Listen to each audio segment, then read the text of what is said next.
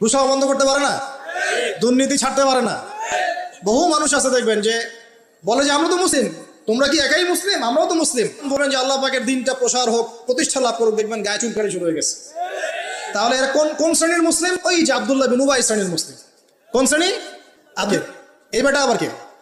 এই ব্যক্তি ছিল মদিনার, তার নেতা হওয়ার কথা ছিল, কিন্তু মুহাম্মদ সাল্লাল্লাহু আলাইহি ওয়াসাল্লাম যখন গিয়েছেন সেখানে আনসার সাহাবীরা মুহাম্মদ সাল্লাল্লাহু আলাইহি ওয়াসাল্লাম, এখন তার নেতৃত্ব চলে গেছে।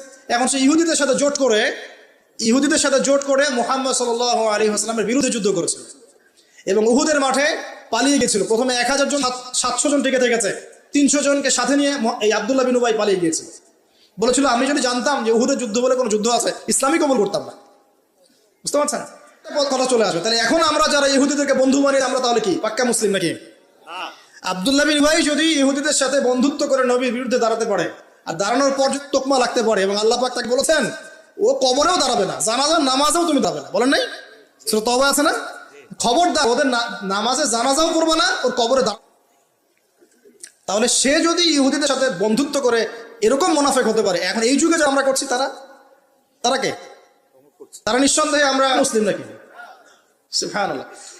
এই বিশ্বে বহু মুসলিম কান্ট্রিজ আছে যারা সরাসরি